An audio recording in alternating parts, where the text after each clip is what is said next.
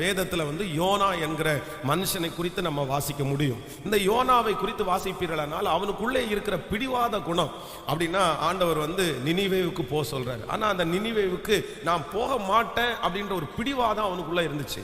அப்போ என்ன பண்றான் அப்படின்னு சொன்னா, ஒருவேளை யாராவது நம்மளை போக சொல்லிடக்கூடாது, இல்லைன்னா நம்மளே மனசு மாறிடக்கூடாதுன்னு சொல்லி தன் பிடிவாத குணத்தை விட்டு மாறிடவே கூடாது. யார் பேசினாலும் என்ன நடந்தாலும் மாறிடக்கூடாதுன்னு கப்பலுடைய அடித்தட்டத்தில் போய் அவன் படுத்து நித்திரை செய்தானாம். சிலர் அப்படித்தான் தன்னுடைய பிடிவாத குணத்தை மாத்திருவாங்களோ அப்படின்னு நினைச்சு பாஸ்டர்கிட்ட பேச மாட்டாங்க, ஜெபத்துக்கு வர மாட்டாங்க, இன்னும் ஆலோசனைக்கு போக மாட்டாங்க. இல்லை நம்ம ஒரு பிடிவாதமாக இருக்கிறோம், ஒருவேளை பாஸ்டர் மாற்றிட்டாருன்னா அவங்க ஆலோசனை சொல்லி கணவன் மனைவிக்குள்ள ஒரு பிரச்சனை இல்லை பிரிவினை இருக்குன்னு வைங்களேன், அப்போ அவங்க ஆலோசனைக்கே நிற்க மாட்டாங்க. ஏன் நிற்க மாட்டாங்கன்னா, நான் அதை மன்னிக்க மாட்டேன், நான் அதை மறக்க மாட்டேன், நான் பிடிவாதமாக இருப்பேன், அவங்க என் மனசை மாற்றிடுவாங்க, அதற்காக நான் வரமாட்டேன். இல்லை, ஆண்டவருடைய பிள்ளைகளே, கர்த்தர் சமூகத்திலே நீங்கள் தாழ்மைப்படும் போதுதான் ஆண்டவர் உங்களை கர்த்தர் உயர்த்துவார். அப்போ இந்த யோனா பிடிவாத குணத்தினால